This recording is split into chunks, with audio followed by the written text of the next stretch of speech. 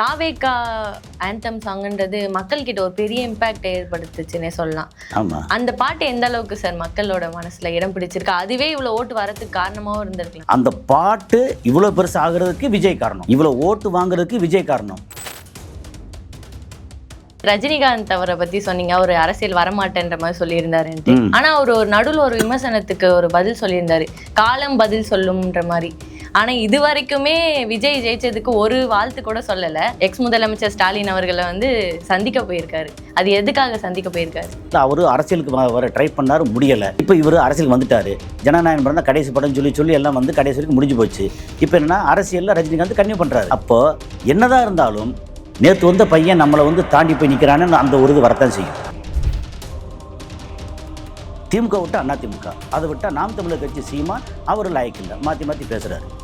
அவர் லாய்க்கு இல்லை. ஏன்னா அவர் பேசி பேசி பெரிய ஆளானார், இளைஞர்கள் மத்தியில் பெருசாக கொண்டு வந்தார். ஆனால் அவர் எங்கே தவறு விட்டார் அப்படின்னா, தமிழ்நாடு மட்டும்தான் இங்கே இருக்கணும், மற்ற யாருமே இங்கே இருக்கக்கூடாதுன்ற அளவுக்கு மற்ற மக்களோட வெறுப்பை சம்பாதிச்சார். முன்னாடி 8% வாங்கினா இப்போ 4% வாங்கியிருக்கிறார். அந்த அளவு தான் அவர் நம்பிக்கைக்குரியவரான இல்லை. 234 தொகுதியும் ஒரு தொகுதியிலிருந்தும் 10th டாப் 2 +2 டாப் 2 அவங்க அப்பா அம்மா கூட ஆட்கள் வர வச்சு 13 மணி நேரம் 14 மணி நேரம் உட்காராம நின்று ஒவ்வொருத்தரும் நின்று செல்ஃபி எடுத்து அப்படி காமிச்சு பயங்கரமா அப்படி இந்த மாதிரி இப்படி காமிச்சு அப்படி காமிச்சு யங்ஸ்டர்ஸ் மத்தியில் பயங்கரமாக ரீச் ஆகாது. இது ஒரு வகையான மார்க்கெட்டிங் ஸ்ட்ராட்டஜி. ஜனநாயகன் படம் இது வரைக்குமே ரிலீஸ் ஆகல. இப்போ அதுல டைட்டில் கார்டுன்னு ஒன்று போட்டிருப்பாங்களே, அந்த தளபதி விஜய் நேம் கார்டு போட்டிருப்பாங்க. இப்போ சிஎம் ஆயிட்டாரு, இப்போதான் அந்த படம் ரிலீஸ் ஆக போகுது. அதுல என்ன மாதிரி நேம் கார்டு சார் வரும்? நம்ம தமிழக முதலமைச்சர்னு சொல்லி போடலாம். என்ன அது கார்டு மாத்திரம் ஈஸி தானே.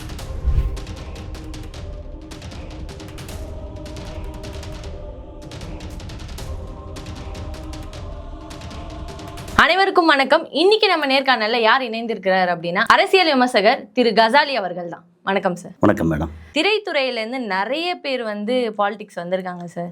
அந்த விதத்துல இப்போ சிஎம்மா ஆயிருக்கவர் தான் விஜய் அவர்கள். அதை பத்தி கொஞ்சம் சொல்லுங்க சார். இது எல்லாரும் சொன்னதான், கிட்டத்தட்ட அரைச்ச மாவு தான். ஆனால் என்னன்னா, சிஎம் ஆகிற அளவுக்கு வாய்ப்பு கிடைச்சது ஒன்று எம்ஜிஆர், அப்புறம் ஜெயலலிதா. அதை விட்டுருங்க. திரைத்துறையிலிருந்து அடுத்த ஒரு பெரிய வாய்ப்பு கிடைச்சது 96 ரஜினிகாந்துக்கு. ஓகே, அதை அவர் வரலை. அதுக்கப்புறம் நிறைய அந்த வரேன்னு சொல்லிகிட்டே காலம் போயிடுச்சு. அடுத்து ஒரு கிட்டத்தட்ட 30 வருஷம் போயிடுச்சு. இப்போது அப்புறம் ஒரு கட்டத்தில் கலைஞரும் இல்லை, ஜெயலலிதாவும் இல்லை, மேடம் 2 பேரும் இறந்து போயிட்டாங்களா. அப்போ வெற்றிடம் இருக்குது, நாங்கள் வரேன்னு சொல்லிட்டு ஒரு ரஜினியும் வரேன்னு சொல்லியிருந்தார். கமல் எதிர்பாராமல் திடீர்னு கட்சி ஆரம்பித்து மக்கள் நீதி மையம் அப்படின்னு ஆரம்பித்து ஒரு கிட்டத்தட்ட 5% தமிழ்நாடு முழுக்க வாங்கினார். அப்போ மக்கள் யாராவது ஒருத்தர் வந்துட மாட்டாங்களா? இப்போது திராவிட கட்சிகள் மேலே விருப்பு இருக்குன்னா கொஞ்சம் விருப்பு இருக்குது, வெறுப்பு இருக்குன்னா கொஞ்சம் வெறுப்பு இருக்குது. எப்போவுமே ஒரு சாதாரண குடும்பத்திலேயே பிள்ளைகளுக்கு தகப்பன் மேலே 100% எப்பா எங்கள் அப்பா அப்படி பிடிக்கவும் செய்யாது. ஏன்னா எப்போ பார்த்தாலும் தொணை பேசிட்டே இருக்கான் அப்படின்னு சொல்லி இப்போ பேசுவாங்க. அதே மாதிரி பிள்ளைகள் மேலே பார்த்தா என்ன இப்படி ஒரு பங்கு கட்டி இது கட்டு ஒரு மாதிரி பிள்ளைங்க மாதிரி வச்சுக்கிட்டு அலையிற ஒழுங்காக படிக்க மாட்டேறா அப்படின்னு பிள்ளைங்க மேலேயும் தகப்பன் தாய் தகப்பனுக்கு குறை இருக்கும். இது எல்லா இடத்துலையும் நடக்கிறது தான். அதே மாதிரி இப்போ இங்கே திமுக அதிமுக அப்புறம் புதுசாக ஏதாவது வருதுன்னு பார்த்தோன்னா நாம் தமிழர் கட்சி. அது பேசி பேசி வந்தாங்க, இப்போ பேசி பேசி ஓயிறாங்க. பேச்சால் வளர்ந்த கட்சி, பேச்சால் ஏன்னா பேசுகிற விதம் இருக்குல்ல, அது அப்புறம் நடவடிக்கை. மக்கள் எல்லாத்தையும் உன்னிப்பாக பார்ப்பாங்க, ஆனால் ரியாக்ட் பண்ண மாட்டாங்க உடனே. எங்கே ரியாக்ட் பண்ணுவாங்கன்னா 5 வருஷத்துக்கு ஒருக்க அந்த முத்திரையில் குத்தும் போது தான் ரியாக்ட் பண்ணுவாங்க.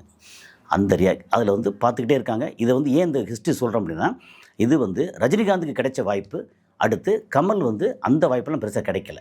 ஏன்னா கமலுக்கு ஒரு பெரிய அளவுக்கு மக்கள் மத்தியில் ஒரு பெருசாக நல்லா ஆட்சி பண்ணுவார்ன்ற இமேஜ் இருக்குல்ல, அந்த இமேஜ் பில்டு பண்ணது இடையில விஜயகாந்த்.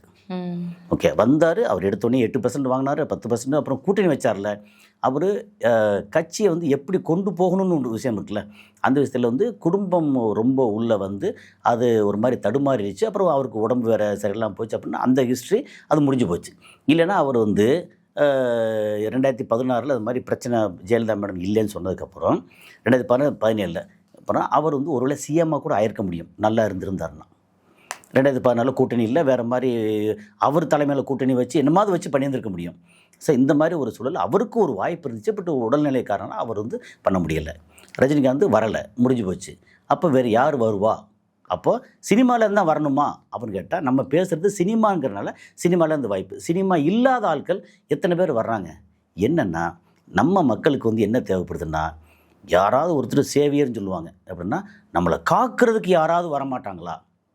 சரி, இப்போது நீங்கள் வந்து திடீர்னு அன்னை தெரசா மாதிரி நான் வந்து இந்த தமிழ்நாட்டு மக்கள்லாம் காக்க போகிறேன் வந்தால் ஓகே மேடம் ஓவியா வர்றாங்க அப்படின்னு யாரும் கதற மாட்டாங்க. அப்போது உங்களுக்கு ஒரு இமேஜ் வேணும். அந்த இமேஜ் யாராருக்கெல்லாம் இருந்தது அப்படின்னா, சினிமா நடிகர்களுக்கு இமேஜ் வந்து ஈஸியாக வரும்.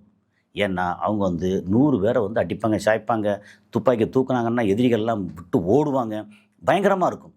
அப்போ அதை பார்த்து ரசிக்கக்கூடிய மக்களுக்கு மனசுக்குள்ளே இந்த மாதிரி ஒருத்தர் வந்தால் எப்படி இருக்கும் அப்படின்னு. அதே மாதிரி காலேஜ் படிக்கக்கூடிய அப்புறம் வந்து அடுத்த கட்டத்தில் இருக்கக்கூடிய 25 30 வயசு 35 வயசு அந்த மாதிரி பெண்களுக்கு வந்து அங்கே ரொமான்ஸு சீன் வரும் இல்லையா? எப்படிலாம் இருக்காங்க, நம்ம வீட்டுக்கான ஒருத்தருக்கான தத்தி மாதிரி அப்படின்னு அந்த ஃபீலிங் வரத்தான் செய்யும். இது வந்து எப்படின்னா உள்ளுணர்வு. அப்போ நமக்கு வந்து ஒரு ஹீரோவாக தெரிகிறது, நாளைக்கு நமக்கு வந்து நல்லது பண்ணுவாங்க அப்படிங்கிற விஷயத்த வந்து ஒரு ஹைகோர்ட்டு, சுப்ரீம் கோர்ட்டு, ஒரு ஜட்ஜோ ஒரு அட்வொகேட்டோ பொதுமக்களுக்கு கொடுக்க முடியாது. அந்த காரணத்தை சொல்ல வர்றேன். இல்லை ஒரு அக்ரிகல்ச்சரில் ரொம்ப பெருசாக ஒரு நம்மாழ்வாருமே ஒருத்தர் வந்தார்னா அவர் வந்து ஓகே நல்லது பண்ணுறாருப்பா அப்படின்னு சொல்லுவாங்கல்ல, அவர் நின்னா யாருமே ஓட்டு போட மாட்டாங்க. சரி, இது இந்த மாதிரி ஓட்டு அரசியல் இது ஒரு விஷயம். அதே மாதிரி இன்ஜினியர்ஸாக இருக்கட்டும், டாக்டர்ஸாக இருக்கட்டும், யார் வேணாலும் இருக்கட்டும். ஆனால் ஒரு நடிகருக்கு இந்த ஒரு பெரிய வாய்ப்பு என்னென்னா, தான் வந்து இதெல்லாம் பண்ணலாம் அப்படின்னு திரையில் வந்து ஏற்கனவே பொம்மையாக காமிச்சிருவாங்க.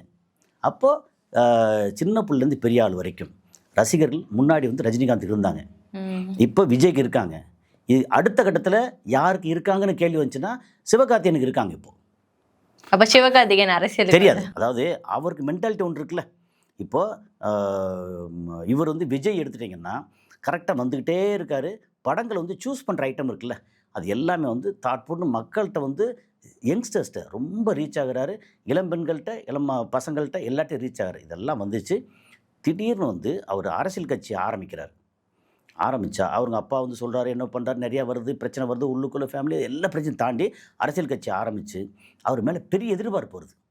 அப்படி எதிர்பார்ப்பு வரும்போது அவரை வந்து இருக்கக்கூடிய 2 பெரிய கட்சிகள் அதிமுக, திமுக ரெண்டுமே வந்து இவரை சட்டை பண்ணலை. ஆனால் இவர் எங்கே பிடிச்சார் அப்படின்னா, இவருக்கு ஓட் பேங்க் யார், 18 வயசுக்கு மேலே இருக்கணும். ஆனால் இருக்கிற பூரா 18 வயசு கீழே நிறையா இருக்காங்க. அப்போ அவங்கள பிடிச்சி, நீ எனக்கான ரெப்ரசன்டேட்டிவ், நீ போ, உங்கள் தாத்தா பாட்டி அப்பா அம்மா சித்தப்பா மாமா எல்லாத்தையுமே அடம் பிடிச்சி, நீ சாக்லேட் கேட்டு அடம் பிடிப்பே இல்லை வாங்க அப்படின்னு. அது வந்து உளவியல் ரீதியாக அவங்கள தூண்டி விடுறது. தப்பாக ரைட்டாங்கிறதெல்லாம் வேறு விஷயம். அதில் இந்த மாதிரி தேர்தல் முடிவு வர்றதுக்கு முன்னாடி அவர் என் தலைவர் தோற்றுருவாரோ அப்படின்னு கழுத்து அறுத்துக்கிட்டு படுத்த ஒரு பையனை வந்து பார்த்துருப்பீங்க. அதுக்கப்புறம் பெண்களில் வந்து எனக்கு அவர் தளபதி ஒரு வரலை அப்படின்னா, ஒரு பொண்ணு வரலை அப்படின்னா நான் வந்து உயிரோடு இருக்க மாட்டேன். அப்புறம் இங்கே பெரம்பூரில் ஒரு தொகுதியில் வந்து ஒரு பாட்டி பேத்தி 2 பேரில் வந்து பாட்டிகிட்ட வந்து நீ விசிலுக்கு தான் ஓட்டு போடணும் அப்படின்னு சொன்ன பேத்தியை வந்து அதெல்லாம் போட முடியாதுன்னு சொல்லி சண்டை போட்டு அப்படி வந்ததுக்கப்புறம் பேத்தி வந்து தற்கொலை பண்ணிக்கிடுச்சு. பெரம்பூரில் நிறைய விஷயங்கள் நடந்திருக்கு. என்னென்னா, நம்ம தமிழ்நாட்டில் இல்லை இந்தியா அளவில் முக்கியமாக தமிழ்நாட்டில் வந்து சென்டிமெண்டல் இடியட்ஸ் நிறையா இருக்காங்க, எமோஷனான ஆட்கள். அதனால் சினிமா கூட வெறுமனே ட்ரையாக இருக்கிற படங்கள் ஓடாது. எமோஷன் எங்கே இருக்கோ அந்த படங்கள் அங்கங்கே எமோஷன் இருக்கும். அந்த எமோஷனான படங்கள் அத்தனையும் ஓடி இருக்கு. முழுக்க 100% எமோஷனாக வந்து கொடுத்தா இப்போ சில படங்களில் கமல் கொடுப்பார். அப்படி இல்லாமல் எங்கெங்கே வேணுமோ அங்கே எமோஷன் கொடுத்தா படம் ஓடும். எமோஷனான மக்கள் அவங்களுக்கு எங்கே டச் பண்ணால் நம்பிக்கை வரும், அந்த நம்பிக்கையை வந்து கரெக்டாக பிளான் பண்ணார். அதுக்கப்புறம் அவங்களுடைய ரசிகர்களை வந்து அப்பப்போ உள்ளாட்சியில் கலந்துக்க விட்டார். இவர் வந்து தள்ளி நின்னார், ஆழம் பார்த்தார் என்ன நடக்குது. நமக்கு ஏதோ ஒரு எதிர்பார்ப்பு, யாராவது ஒருத்தர் வந்துட மாட்டாங்களா? விஜயகாந்த் இல்லை, முடிஞ்சு போச்சு. கமல் அவர் அவ்வளோதான், டார்ச் லைட்டை வச்சு முதல்ல டிவியை உடைச்சார். அதுக்கப்புறம் அந்த டார்ச் லைட்டை வந்து எடுத்து கையில் கொடுத்துட்டு நானும் உங்களோட வந்துடுறேன்னு வந்துட்டார், முடிஞ்சு போச்சு. ரஜினிகாந்த் வந்து அரசியலேருந்து எனக்கு வேண்டான்னு ஓய்வு பெற்றார். வேறு யார்? திமுக விட்டால் அதிமுக, அதை விட்டால் நாம் தமிழர் கட்சி சீமான், அவர் லாயக்கில்லை, மாற்றி மாற்றி பேசுகிறாரு. அவர் லாயக்கில்லை, ஏன்னா அவர் பேசி பேசி பெரிய ஆளானார், இளைஞர்கள் மத்தியில் பெருசாக கொண்டு வந்தார். ஆனால் அவர் எங்கே தவறு விட்டார் அப்படின்னா, இது வந்து தமிழ்நாடு மட்டும்தான் இங்கே இருக்கணும், மற்ற யாருமே இங்கே இருக்கக்கூடாதுன்ற அளவுக்கு மற்ற மக்களோட வெறுப்பை சம்பாதிச்சார். இப்போ தமிழ்நாட்டில் தமிழர்கள்னு நீங்கள் எடுத்துட்டிங்கன்னா 6 கோடி பேர் ஓட்டு போடுற 5 கோடியே 73 லட்சம்னா 6 கோடி பேர் ஓட்டு போடுறவங்க இருக்காங்கன்னா ஒரு 2 கோடி பேராவது மற்ற ஆட்கள் இருப்பாங்க. அப்புறம் அந்த கலப்பு இருப்பாங்க, ஒரு மலையாள கலப்பு. ஏன்னா இப்போ வந்து நான் வந்து என்னோடய ஒய்ஃப் வந்து சப்போஸ் கேரளா பொண்ணாக இருந்தால் நான் வந்து இது கேரளான்னு சொல்கிறதா இல்லை தமிழ்னு சொல்கிறதா, இந்த மிக்ஸ் வந்து எல்லா காலத்துலேயும் உண்டு. இப்போ சென்னை எடுத்துக்கிட்டீங்கன்னா சென்னையில் வந்து நிறையா ஓட்டு வந்து ஆந்திரா தெலுங்கு ஓட்டு. அப்புறம் கோயம்புத்தூர் சைடு எடுத்தீங்கன்னா இப்படி இந்த மாதிரி கலப்பு இருக்குது. இதில் வந்து பியூர் தமிழ் தான் வேணும் அப்படின்னா எல்லாம் ஒதுக்கி சீமான் வேண்டான்ட்டாங்க. நீங்கள் வந்து சகோதரப்பேட்டைக்கு போங்க, அங்கே வந்து எங்கள் தமிழ் எப்படி பார்ப்பீங்க, பூரா மார்வாடி. மதுரையில் போங்க, சௌராஷ்டிரா, அவங்க எப்படி வந்து சீமானுக்கு ஓட்டு போடுவாங்க. அவர் இந்த ஓட்டெல்லாம் வேணான்னு முதல்ல ஒதுக்கிட்டார். ஒரு 30, 40, 50% ஆட்களும் முதல்ல வேண்டாம். இருக்கிற ஆட்களில் வந்து கொஞ்சம் போல் யங்ஸ்டர்ஸ் மட்டும் போடுவாங்க. அப்புறம் அவர் மேலே ஏற்கனவே அந்த பாலியல் குற்றச்சாட்டு, இந்த குற்றச்சாட்டு, ஏகப்பட்ட பிரச்சனை வந்து அவர் வந்து முடியாத அளவுக்கு, ஆனால் இந்த அளவுக்கு ஓட்டு வாங்கியிருக்கு. முன்னாடி 8% வாங்கினா இப்போ 4% வாங்கியிருக்கிறார். அந்த அளவு தான். அவர் வந்து நம்பிக்கைக்குரியவரான இல்லை. இந்த திமுக அண்ணா திமுக ரெண்டே விட்டுட்டு அப்போ வேறு யார் வருவா அப்படின்னு எதிர்பார்க்கும்போது கரெக்டாக வந்தார். வர்றதுக்கு முன்னாடியே என்ன பண்ணார், மிகப்பெரிய ஒரு விஷயம் பண்ணார். இந்த இப்போ 10th and +2 படித்த ஸ்டூடெண்ட்ஸ் இருக்காங்கல்ல, அவங்களில் 234 தொகுதியும் அவர் செலக்ட் பண்ணது. 38 மாவட்டம் செலக்ட் பண்ணலை, 234 தொகுதியும் ஒரு தொகுதியிலிருந்தும் 10th டாப் 2 +2 டாப் 2 2 பேர் அங்கே செலக்ட் பண்ணி வச்சு, ஓகே. அப்போ எடுத்திங்கன்னா 234 தொகுதியில் × 4 அப்படின்னு எடுத்திங்கன்னா கிட்டத்தட்ட 1000 பேர் அவங்க அப்பா அம்மா கூட ஆட்கள் வர வச்சு 13 மணி நேரம் 14 மணி நேரம் உட்காராமல் நின்று ஒவ்வொருத்தரும் நின்று செல்ஃபி எடுத்து அப்படி காமிச்சு பயங்கரமாக அப்படி இந்த மாதிரி இப்படி காமிச்சு அப்படி காமிச்சு யங்ஸ்டர்ஸ் மத்தியில் வந்து பயங்கரமாக ரீச் ஆனார். இது வந்து ஒரு வகையான மார்க்கெட்டிங் ஸ்ட்ராட்டஜி. அந்த ஸ்ட்ராட்டஜியை ரொம்ப கரெக்டாக பண்ணார். அந்த இடத்துல வந்து அத்தனை பேரும் பார்த்தேன் யங்ஸ்டர்ஸ். நீங்கள் வந்து ஓட்டு போகிற 18 வயசுலேருந்து 25 வயசு வரைக்கும் பார்த்தீங்கன்னா விஜய்னா. ஆனால் இது ஏற்கனவே அவர் பண்ணியிருக்காரு தானே சார்? அவர் எங்கே நடிகராக இருக்கும் போதுமே இந்த 10th +2 பெருசாக பண்ணலை. பெருசாக பண்ணலை பெருசாக எங்கே பண்ணார்? அதுக்கு முன்னாடி வந்து பண்ணதெல்லாம் அங்கங்கே நோட்டு புத்தகம் கொடுப்பேன் எல்லாம் கொடுப்பாங்க. ஆனால் இவர் கூட நின்று பண்ணது இருக்கு இல்லையா, அது வந்து 10 மணி நேரம் 12 மணி நேரம் நின்று அப்புறம் வந்தவனை ஒருத்தன் நீங்கள் வந்து சிஎம் ஆகணும், நான் வந்து இது பண்ணுறேன் அது பண்ணுறேன்னு சொல்லி அந்த செலக்ட் பண்ண இடத்துல ஜாதி பார்க்கல, மதம் பார்க்கல, எல்லாரையும் வர வச்சாங்க. இது எப்படின்னா அந்த அடிப்படை இருக்குல்ல, அவங்கள வந்து மக்கள் எதை ரசிக்கிறாங்க, எது தேவைப்படுது. அப்போ இப்போ நான் சொல்கிற காரணம் பூரா வந்து உளவியல் காரணம். இதில் 40 வயசுக்காரங்களை யாரும் கூப்பிடல. ஆனால் இந்த பசங்களோட வருவாங்கள்ல, அப்பா அம்மா வருவாங்கள்ல, அப்போ விஜய்ங்கிறது வந்து பெரிய பெரிய பெரிய மெகா ஸ்டார். ஓகே, அவரை வந்து பக்கத்தில் பார்க்குறோம், கட்டி பிடிக்கிறோம். அப்படிங்கிற இடத்துல இப்போது ஒரு பையன் அவர் வந்து அந்த விஜய் வந்து தோளோடு அணைச்சி அப்படி செல்ஃபி எடுக்கிறாங்க, கூட வந்து நானும் வர்றேன், அப்பா அம்மா நிற்கிறாங்க, அப்படி வாங்கன்னு சொல்லி அவர் தோல்லையும் கையை போட்டு அப்படின்னா வாழ்நாள் முழுக்க வந்து அப்பா விஜய் நான் வந்து பார்த்துட்டேன், கை குலுக்கினேன், கட்டி பிடிச்சேன் அப்படின்னு இருக்குல்ல பையன் பொண்ணு. அந்த இடத்துல வந்து விரசமே இல்லாத அளவுக்கு நீங்கள் பொண்ணு வந்து எப்படி பார்த்தாலும் +2 படிக்கிற பொண்ணு வந்து வயசுக்கு வந்த பொண்ணாக தான் இருக்கும். ஆனால் அந்த விஜயை கட்டி பிடிக்கும்போது சொந்த அண்ணனை கட்டி பிடிக்கிற மாதிரி அந்த இடத்துல விரசமே இல்லை. மொத்தத்து அது எங்கேயாவது 1-2 சில வந்து விமர்சனம் பண்ணியிருக்கலாம். ஆனால் விரசமே இல்லாமல் அந்த அளவுக்கு 12 மணி நேரம் 13 மணி நேரம் 15 மணி நேரம் நிற்கணும்ல, நின்று கொடுத்து அந்த இது வந்து எப்படின்னா தனக்கான அடித்தளத்தை வந்து அங்கே விதை போட்டார், மார்க்கெட் பண்ணி அப்புறம் அரசியல் கட்சி ஆரம்பிக்கிறேன்னு சொன்னோன்னா ஆரம்பித்தா இவரை பற்றி கண்ணா அப்படின்னான்னு விமர்சனம் வருது. எந்த விமர்சனம் வந்தாலும் வர அதை பூரா வந்து என்ன பண்ண திகைச்சு நின்னார். அப்புறம் கூட்டம் போடும்போதும் விக்கிரவாண்டியில் ஆரம்பித்து எல்லா இடங்கள்லையும் அசம்பாவிதங்கள் நடந்தது. நான் அவர் எதை பற்றியும் பெருசாக கண்டுக்கலை. கரூரில் நடந்துச்சு, வேறு வழி இல்லாமல் கண்டுக்கிட்டார். அப்புறம் கரெக்டாக வந்து திமுக மேலே திருப்பி விட்டார். அது எல்லாம் பக்கா பிளான், அது எல்லாம் நிறையா பண்ணாங்க. அத்தனை இடத்துலையும் சரி இப்படி பண்ணால் இது கரெக்டாக வந்துச்சு அப்படின்னா அதுக்கேற்ற மாதிரி திமுகவும் ஏகப்பட்ட ஊழல் குற்றச்சாட்டு, அப்புறம் எளிய மக்கள்கிட்ட வந்து அவ்வளோ அராஜகமாக நடந்தது. இதெல்லாம் மொத்தமாக சேர்த்து இந்த நல்லதான் பண்ணுறாங்க. இந்த நல்லதை தாண்டி எங்களுக்கு ஒரு நிம்மதியான வாழ்க்கை இல்லையா, சட்டம் ஒழுங்கு நல்லா இல்லையா, அது சொல்லி சட்டம் ஒழுங்குன்னு சொல்லி நரேட்டிவ் பெருசாக செட் பண்ணாங்க. அது செட் பண்ணுறதுக்கு அதுக்கும் பத்திரிகைகள் இருக்குது, மீடியாக்கள் இருக்குது. எது எடுத்தாலும் சட்டம் ஒழுங்கு சரியில்லை, திமுக இப்படி பண்ணுறாங்க, திமுக அப்படி பண்ணுறாங்க. மற்ற கட்சியில் நல்லா இருந்துச்சுன்னா மேடம் ஜெயலலிதா இருக்கும்போது ஸ்ட்ராங்காக இருந்தாங்க, தாட்புட்னு இருந்தால் ரொம்ப ஸ்ட்ராங்காக நடவடிக்கை எடுத்தாங்க. அப்போ அவங்க வந்து பெட்டர். இவர் வந்து ஏதோ நலத்திட்டங்கள் சொல்கிறாரே ஒழிய ஆக்ஷன் எடுக்க மாட்டார், எதையும் வேகமாக செயல்பட மாட்டார். அப்படின்னு நிறைய இடத்துல அப்படி வரும்போது அதுக்கு மாற்றாக ஒரு மிகப்பெரிய நம்பிக்கையோட சரி நான் வந்து மாற்றத்தை கொண்டு வருவேன் அப்படின்றாரு. என்ன மாற்றம்? இவர் சொன்ன லிஸ்ட்டை படி பார்த்தீங்கன்னா ஏற்கனவே கடந்த 40-50 வருஷமாக திராவிட கட்சிகள் என்ன பண்ணியிருக்காங்களோ அதைத்தான் இவர் கொஞ்சம் எக்ஸ்டெண்ட் பண்ணியிருக்கிறார். அதில் பெரிய மாற்றம் இல்லை. இவர் கொண்டு வரணுன்னா வரக்கூடிய ஒரு முக்கியமான மாற்றம் என்னவா இருக்கலாம் அப்படின்னா லஞ்ச ஊழல் குறைஞ்சபட்சம் 2 வருஷத்துக்கு ஒரு மினிஸ்டரும் ஒரு அதிகாரிகளும் ஒரு போலீஸ் அதிகாரிகளும் எங்கேயும் லஞ்சமே வாங்கக்கூடாது, லஞ்சம் வாங்கினா இம்மிடியட்டாக தண்டனை அப்படின்னு கொண்டு வரட்டும்.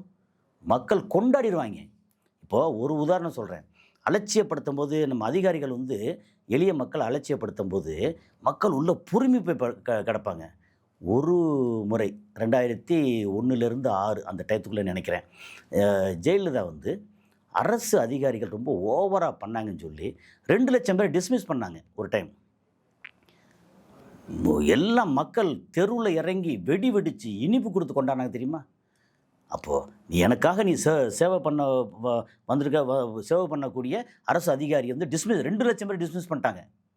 பண்ணோன்னே எல்லாம் கொண்டாடினாங்க. ஏன்னா நீங்கள் அவ்வளோ பேரும் சாதாரண மக்களுக்கு எதிராக இருந்திருக்கீங்க. சாதாரண மக்களை நீங்கள் மரியாதை கொடுக்கல, மதிக்கலை. அதாவது உங்களுக்கு எஜமானர்கள் வந்து சாதாரண மக்கள் தான் அப்படின்னு இல்லாமல் அவங்களுக்கு எஜமானர் மாதிரி நடந்துக்கிட்டு யாராவது ஆஃபீஸ்க்கு தேடி இருந்த ஒரு தாசில்தார் ஆஃபீஸோ ஒரு பத்திரப்பதிவு ஆஃபீஸோ ஒரு ஆர்டிஓ ஆஃபீஸ் எந்த ஆஃபீஸ் எங்கே போகட்டும் லஞ்சம் ஊழல் நிற்க வச்சே பேசுகிறது என்ன அப்படின்னு கேட்குறது. அப்புறம் இடைத்தரகர்களுக்கான அவங்களுக்கு மட்டும் கையெழுத்து போட்டு கொடுக்குறது, மற்றவங்களை எப்படியா இப்போ சரியில்லை நாளைக்கு வா நாளைக்கு மரம் இப்படி அலைய விடுறது. அப்படியே லஞ்சம் ஊழலுக்காக அலைய விட்டு ஏகப்பட்ட மக்கள் வந்து ஒரு மாதிரி பொறுமை போய் கிடப்பாங்க இல்லையா? அந்த இடத்த கரெக்டாக டச் பண்ண விஜய். அது இல்லாமல் கரூரில் வந்து இந்த அசம்பவம் நடக்கிறதுக்கு முன்னாடி ஒரு பாட்டெல்லாம் பாடினார். பாட்டிலுக்கு 10 ரூபா பாலாஜின்னு பாடினார் தெரியுமா? அது அப்படி எடுபட்டுச்சு. ஏன்னா டாஸ்மாக் வந்து 5500 சம்திங் டாஸ்மாக் தமிழ்நாட்டில் இருக்குது மொத்தம். அதில் போய் வாங்காத ஆட்களை விரல் விட்டு எண்ணிடலாம். அது தனக்கு வாங்கலாம் அல்லது தனக்கு ஏதோ பார்ட்டிக்கு போய் வாங்கலாம், எதோ வாங்கலாம். போய் டாஸ்மாக்கு போகாத ஆட்கள் விரல் விட்டு எண்ணிடலாம். அந்த மாதிரி தான் இருக்காங்க. போனால் 10 ரூபா எக்ஸ்ட்ரா 20 ரூபா எக்ஸ்ட்ரா அப்படின்னு வாங்குறாங்கல்ல. நம்ம மக்களுக்கு எப்போவுமே என்னென்னா கடையில் போய் சாதாரண ஒரு பொருள் வாங்குகிறோம், வாங்கி முடிக்கும்போது கடையில் வந்து ஒரு இலவசமாக ஒரு கருவேப்பிலை கொடுப்பாங்க, அப்புறம் கொத்தமல்லி தலை கொஞ்சம் கொடுப்பாங்க. இது கொடுத்தா அப்பா அப்படின்னு சந்தோஷம் இருக்கும். இது வந்து ஒரு உளவியல் சைக்காலஜி தான். அதே மாதிரி இப்போது கவர்மெண்ட் விலை வந்து 100 ரூபா வச்சுருக்காங்க.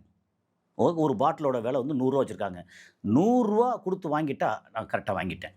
அதில் 5 ரூபா எக்ஸ்ட்ரா கொடுத்தா கூட நீ எதுக்கு 5 ரூபா எக்ஸ்ட்ரா வாங்குற அப்படின்னு ஒரு கேள்வி வரும். இது 5 ரூபா. அப்போ அதே கவர்மெண்ட் அடுத்து வந்து அது 120 ரூபா மாற்றுறாங்க அப்படின்னா எம்ஆர்பி 120 ரூபா இருக்கா, ரைட் 120 ரூபா கொடுத்துறேன். மக்களோட மனநிலை அப்படி. நீ அங்கே இருக்கிற வந்து எக்ஸ்ட்ரா ஏன் 10 ரூபா வாங்குற?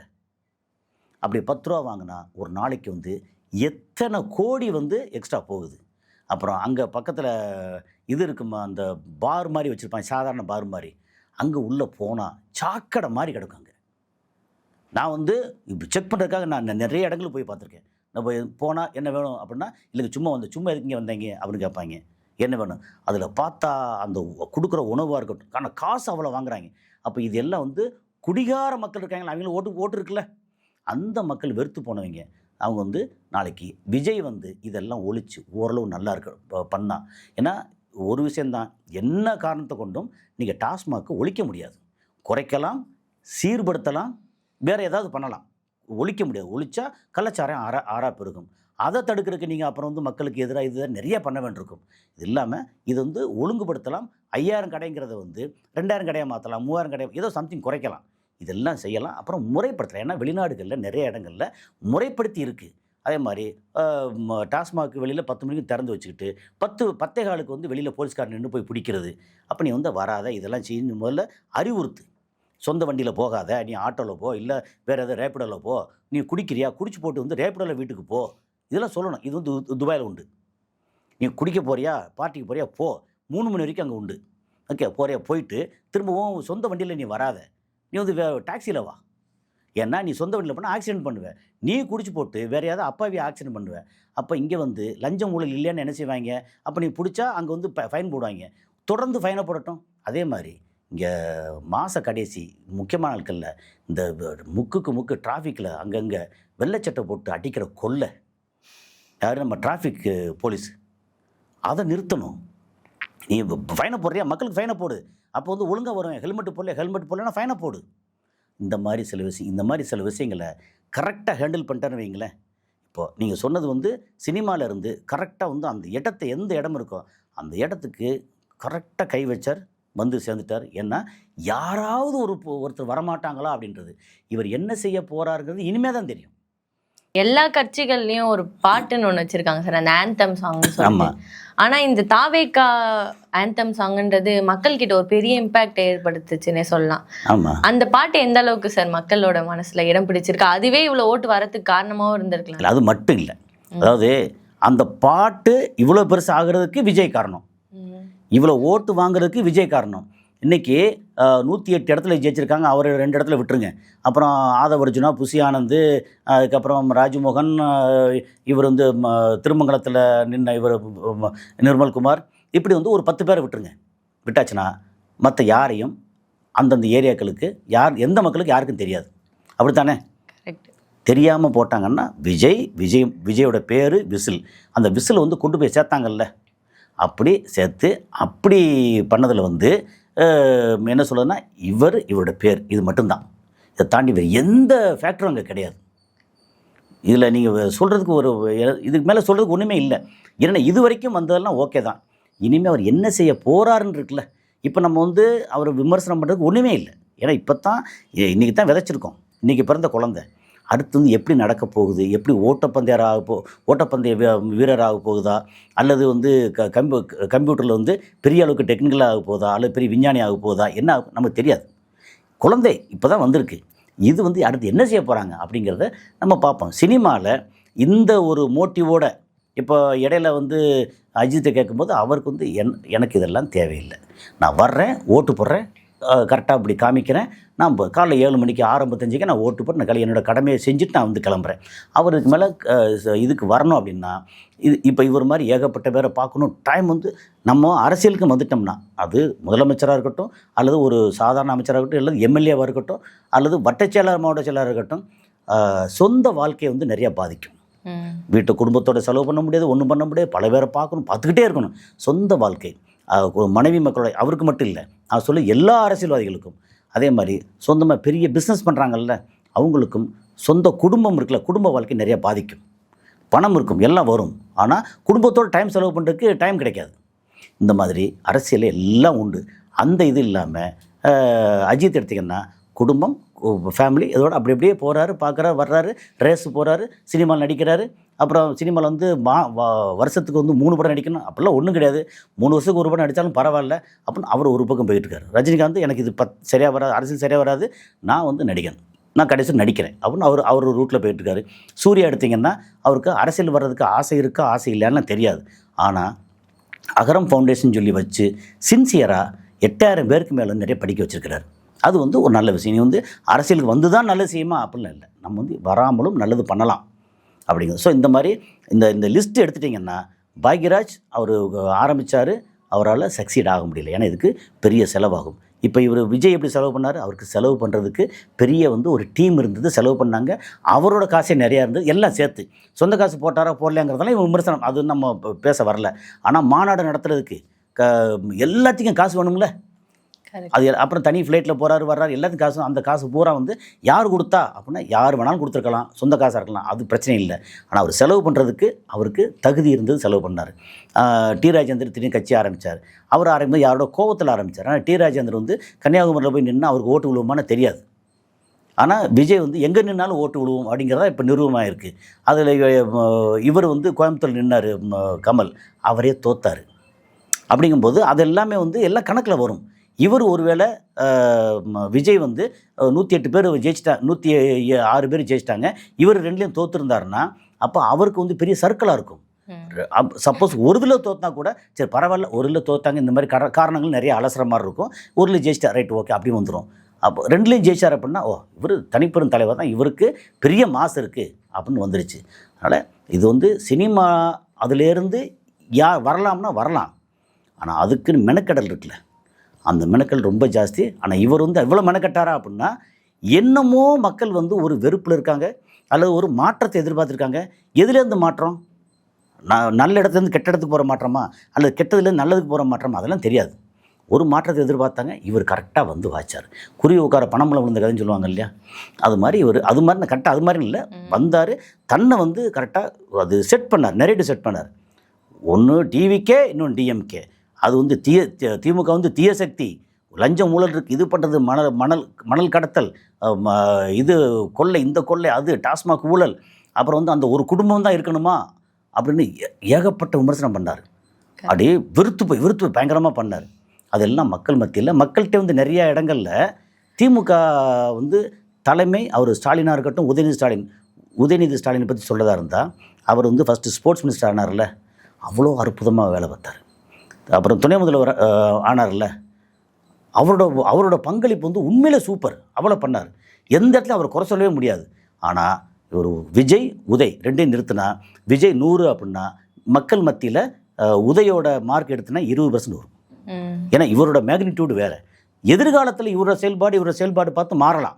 ஆனால் இன்றைக்கி விஜய் உதய் எடுத்தீங்கன்னா விஜயோட இதில் மேக்னிடியூடில் பார்த்தீங்கன்னா இவர் 20% தருவார். அவ்வளோதான் விஷயம். அப்போ மக்கள் மத்தியில் ஒரு நம்பிக்கையை கொண்டு வரணும். அதை கொண்டு வந்து சேர்க்கறதுக்கு ஒரு வாய்ப்பு விஜய் வந்து பிடிச்சிக்கிட்டார். அதை இதுக்கப்புறம் எப்படி கன்னியூ பண்ண போகிறாரு இருக்குல்ல, சஸ்டெயின் பண்ணணும் இருக்குல்ல, அது என்ன பண்ண போகிறான்னு தெரியல. ரஜினிகாந்த் அவரை பற்றி சொன்னீங்க, அவர் அரசியல் வரமாட்டேன்ற மாதிரி சொல்லியிருந்தாருன்ட்டு. ஆனால் அவர் ஒரு நடுவில் ஒரு விமர்சனத்துக்கு ஒரு பதில் சொல்லியிருந்தாரு, காலம் பதில் சொல்லும்ன்ற மாதிரி.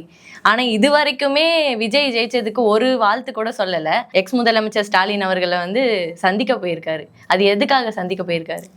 விஷயம் என்னென்னா, அவருக்கு விஜய் பிடிக்காது. ஏன்னா சூப்பர் ஸ்டார் யார் அப்படிங்கிற இடத்துல பட்டத்திலே வந்து பிரச்சனை வந்துடுச்சு.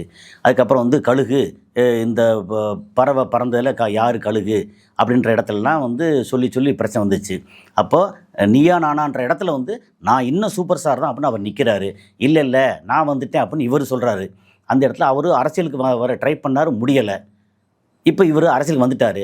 ஜனநாயகம் படம் தான் கடைசி படம்னு சொல்லி எல்லாம் வந்து கடைசி வரைக்கும் முடிஞ்சு போச்சு. இப்போ என்னென்னா அரசியலில் ரஜினிகாந்த் கன்னியூ பண்ணுறாரு. அப்போது என்னதான் இருந்தாலும் நேற்று வந்த பையன் நம்மளை வந்து தாண்டி போய் நிற்கிறான்னு அந்த ஒரு இது வரத்தான் செய்யும். ஏன்னா கமலுக்கு வராது. கமல் வந்து அப்படிலாம் பெருசாக நினச்சி வரல. ஆனால் அரசியல் கட்சி ஆரம்பித்தார், அப்புறம் இங்கே வந்து செட்டில் ஆகிட்டார். அப்போ இவர் வந்து ரொம்ப ஸ்டாலினோட ஆக்டிவிட்டீஸ் அவர் வந்து ரொம்ப பிடிக்குது. ஏன்னா ஸ்டாலின் வந்து அந்த மேன் மக்கள் இருக்காங்க இல்லையா, அந்த இடத்துல ரொம்ப நெருக்கமாக நல்லா பண்ணுறாரு. இவன் ஹச்ராஜா உடம்பு இல்லாமல் இப்போ 2 வாட்டி போய் பார்த்தாரு. அங்கேருந்து வந்து அமித்ஷாவோ மோடியோ கூட போய் வந்து பார்க்கல. அப்போ இவர் வந்து அந்த இடத்துல மக்கள் சாதா மக்களை போய் பார்க்குறாரு பண்ணுறாரு அப்படின்னா அதையும் கொஞ்சம் பார்க்குறாரு. ஆனால் அவங்க கீழ் மட்டத்தில் இருக்கிற அந்த ஆட்கள், திமுகவோட ஆட்கள், அதிகாரிகள் இந்த மக்களை வந்து ரொம்ப பாடாப்படுத்திட்டாங்க. அந்த இடத்துல கோட்டை விட்டாங்க. திமுக கோட்டை விடாமல் கரெக்டாக இருந்தால் இந்த சரிவு ஏற்பட்டிருக்கான்னு நினைக்கிறேன் நான். அதனால் ரஜினிகாந்த் வந்து அவருக்கு வாழ்த்து சொல்லாதது வந்து எதிர்பார்க்கறது தான். ஆமாம், இது வந்து அஜித் சொன்னாரான்னு தெரியாது. ஆனால் சிவகார்த்தியனாக இருக்கட்டும் அல்லது சூர்யாவாக இருக்கட்டும் எல்லாரும் சொல்லுவாங்க. ஏன்னா இது வந்து ஒரு மரபு. ஒருத்தர் நம்ம இடத்துலேருந்து ஒருத்தர் ஜெயிச்சிருக்காரு, இல்லை தமிழ்நாட்டில் ஒருத்தர் ஜெயிச்சிருக்கிறாரு, அவருக்கு வாழ்த்து சொல்கிறது என்ன நல்லது. அப்படி பார்த்தீங்கன்னா ஸ்டாலின் வந்து வாழ்த்து சொல்லியிருக்கிறாரு. ஆமாம், புதுசாக வரவங்களுக்கு என்ன வாழ்த்துன்னு சொல்லியிருக்கிறாரு. அது வந்து மரபு. அப்போ நம்ம என்ன சொல்கிறோம், இவர் வந்து இவர் முதலமைச்சராக வந்துட்டாரா, இவருக்கு நம்ம வாழ்த்து சொல்கிறோம். துணை முதல்வர், அதாவது எதிர்க்கட்சி தலைவராக வந்து இப்போ உதய், ஏன்னா ஸ்டாலின் தோத்துட்டார், இவர் ஜெயிச்சிருக்கிறார், இவர் தான் வந்து இப்போது எதிர்க்கட்சி தலைவர். அப்படின்னா எதிர்க்கட்சி தலைவராக சிறப்பாக செயல்படுறதுக்கு இவருக்கும் ஒரு வாழ்த்தை சொல்கிறோம். அதுக்கப்புறம் நீங்கள் எடப்பாடி பழனிசாமி எடுத்திங்கன்னா அவர் 3ஆயிரத்துக்கு வந்துருக்கிறாரு. ஆனால் அதிமுகவுக்கு அவர் தான் இன்னும் ஸ்ட்ராங்கான தலைமை அப்படிங்கிறது நிரூபிச்சிருக்காருல்ல, அவருக்கும் நம்ம வாழ்த்து சொல்லுவோம். தப்பெல்லாம் ஒன்றும் இல்லை.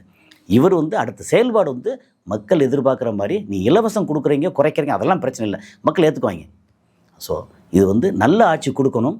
அதான் பெண்களுக்கு, அப்புறம் பொதுவாக சாதாரண மக்களுக்கு சட்டம் ஒழுங்கில் ஒரு நம்பிக்கை வரணும்.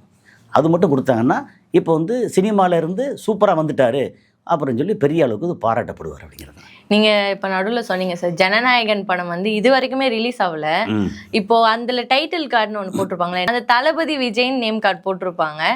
இப்போ சிஎம் ஆயிட்டாரு, இப்போதான் அந்த படம் ரிலீஸ் ஆக போகுது. அதில் என்ன மாதிரி நேம் கார்டு சார் வரும்? ஆமாம், தமிழக முதலமைச்சர்னு சொல்லி போடலாம். என்ன அது கார்டு மாத்திரம் ஈஸி தானே.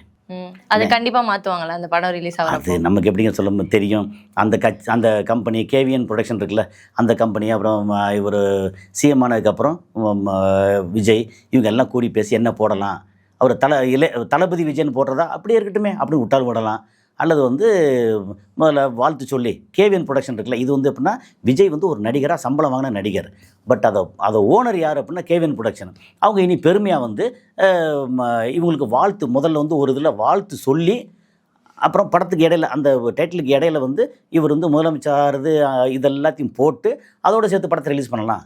என்ன அது மாற்றலாம். மாற்றிட்டு இதில் இது நம்ம சிபிஎஃப்சி இருக்கு இல்லையா, நம்ம சென்சார் போர்டு, அதில் வந்து திரும்ப இது வாங்கணும், சர்டிஃபிகேட் வாங்கணும். அது பெரிய விஷயம் இல்லை. இவ்வளோ தான் சேர்க்குறீங்களா, ரைட் ஓகே அப்படின்னு சர்டிஃபிகேட் வாங்கணும். அதெல்லாம் வந்து அப்படி போகிறதுக்கான வாய்ப்பு இருக்குது. ஆனால் அது தளபதின்னு போடுறதுக்கு பதிலாக சிஎம் அப்படின்னு போட மாட்டாங்க. ஏன்னா அவர் தளபதிங்கிறது அவருக்கான அடைமொழி. ஆனால் சிஎம்ங்கிறது வந்து ஒரு பதவி. ஓகே, அதனால் அதை போட மாட்டாங்க. பட் அதை வந்து இடையில சேர்ப்பாங்கன்னு நினைக்கிறேன். மேபி சேர்க்கலாம். ஆமாம், சேர்க்க வாய்ப்பு இருக்குது, சேர்ப்பாங்கன்னு நினைக்கிறேன். விஜய் அவர்கள் சினிமால இருந்தா வந்தாரு, இன்னமும் கட்டணம் சொல்லிட்டு இன்னமும் கட்டிட்டு தான் சார் இருக்காங்க. அதுக்கு ஏதாச்சும் விஜய் அவர்கள் சப்போர்ட் பண்ணுவாரா? இருக்க வாய்ப்பு இருக்கு. அந்த கட்டடத்தோட பட்ஜெட் வந்து ரொம்ப பெருசுங்க. அத்தியம் தெரிஞ்சு 30 கோடி ரூபாய்க்கு மேலே. ஓகே, ஆனால் அதை வந்து கட்டி முடித்து அப்புறம் அதை வந்து கமர்ஷியலாக ஏதாவது வாடகைக்கு விட்டு அந்த வாடகையிலேருந்து அங்கே நாட்டுப்புற கலைஞர்கள்லேருந்து நடிகர்கள்லேருந்து எல்லாத்தையும் பண்ண போகிறாங்களே. ஏன்னா அங்கே வந்து 2 பெரிய அரங்கம் இருக்குது. அந்த அரங்கத்தை வந்து மக்கள் பயன்படுத்த போகிறாங்க அப்படின்னா கீழே கார் பார்க் வந்து வெளியில் வந்து பெரிய சிக்கல் இருக்குன்னாங்க. உள்ளுக்குள்ளே இப்போ வச்சுருப்பாங்கன்னு நினைக்கிறேன். அதில் வாய்ப்பு இருக்குது. இவர் வந்து சிஎம் ஆனதுக்கப்புறம் நேரம் எப்படி பார்த்தாலும் வந்து நடிகர் சங்கத்திலேருந்து விஷால்லாம் வந்து அவரோட நல்ல நட்பில் இருக்கிறார். ஓகே, ஏன்னா விஷாலை வந்து செக்ரட்டரி, அப்புறம் இவர் நாசர் தலைவர், பொருளாளர் வந்து கார்த்தி. அப்படிங்கும்போது அவங்க எல்லாம் நல்ல இதில் தான் இருக்காங்க. அப்படி போனாங்கன்னா ஒரு வேளை சரி செய்யலாம் அப்படின்னு சொல்லி ஓகே, ஒரு 10 கோடி ரூபா வந்து அரசு சார்பாக நடிகர்களுக்கு அரசு சார்பாக கொடுக்குறேன் அப்படின்னு கொடுக்கலாம். 4.5 லட்சம் கோடி பட்ஜெட்டில். அப்புறம் அவர் வச்சுருக்க நலத்திட்டங்கள் ஒரு 12 லட்சம் கோடி. அப்படிங்கும்போது ஒரு 10,000 கோடி ரூபா, 10,000 கோடி இல்லை, ஒரு 10 கோடி ரூபா வந்து பெரிய விஷயமா இருக்காது.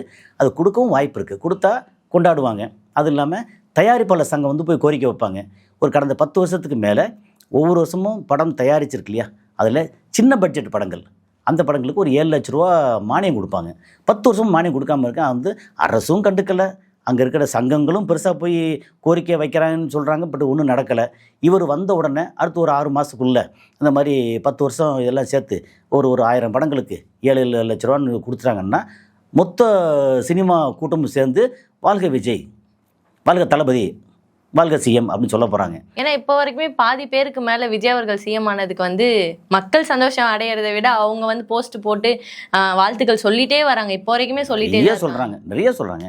இப்போ நம்ம சொல்கிறோம்ல, இப்போ நம்ம பேசுகிறோம், ஒரு சாதாரண காமன் மேனாக தான், சினிமாக்காரங்க காமன் மேனாக தான் நம்ம என்ன சொல்கிறோம், அவர் புதுசாக வந்திருக்கிறாரு வாழ்த்து சொல்கிறோம்.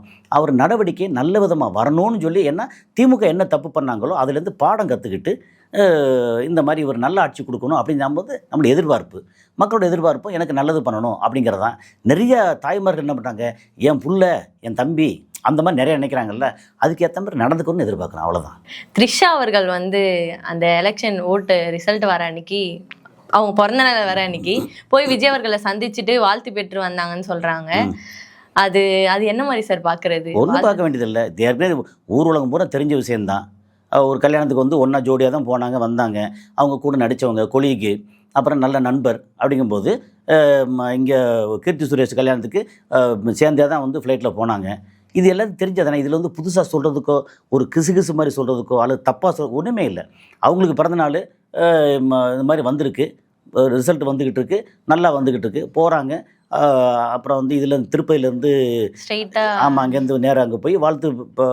அப்படி ஒரு நட்பு ரீதியாக நெருக்கமாக நண்பர்கள் வாழ்த்து சொல்கிறதுல என்ன இருக்குது? அதில் விமர்சனம் பண்ணுறது ஒன்றுமே இல்லை. ஆனால் அவங்களோட ஃப்ரெண்டு ஒரு ஆக்ட்ரஸ் வந்து போஸ்ட் போட்டிருக்காங்க, உன் பர்த்டேக்கு வந்து ஒரு சிறந்த கிஃப்ட்டை பெற்றிருக்க த்ரிஷா அப்படின்ற மாதிரி சொல்லியிருக்காங்க. அது வேணும்னே அது விமர்சனத்தை கலப்புற மாதிரி தானே சார் அந்த போஸ்ட் இருக்கு. அப்படி பார்த்ததுலாம் நிறைய விமர்சனம் பண்ணத்தான் செய்வாங்க. சோசியல் மீடியாவில் முகத்தை மறைச்சு, சுயத்தை மறைச்சு, பேரை மறைச்சு, கண்ணா பண்ணான்னு கெட்ட வார்த்தை முதற்கொண்டு போகிறது நிறைய அநாகரிகம் நிறையா நடக்குது. அது இல்லாமல் நிறையா போடத்தான் செய்வாங்க. எதையுமே நம்ம காதில் வாங்கிக்க வேண்டியதில்லை, நம்ம வார்டுக்கு போயிட்டே இருப்போம்.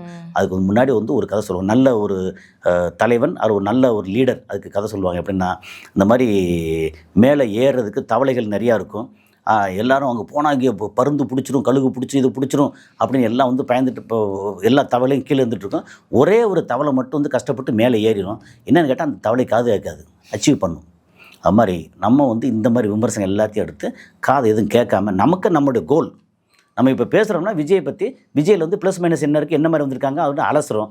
அப்புறம் உள்ளே வந்து சைக்காலஜிக்கலாக எந்த இடத்துல டச் பண்ணார், எப்படி அச்சீவ் பண்ணாருன்னு பேசுகிறோம். ஒருவேளை இப்போ அச்சீவ் பண்ணல அப்படின்னா ஏன் அச்சீவ் பண்ணலன்னு பேச போகிறோம், அவ்வளோதான். இதில் வந்து நம்மளோட பங்கு ஒன்றுமே இல்லை. நம்ம வந்து அதை விமர்சன பார்வையாக என்ன அப்படிங்கிறத நம்ம வந்து பார்க்குறோம், அவ்வளோதான். தொடர்ந்து பேசுவோம் சார். நன்றி. நன்றி.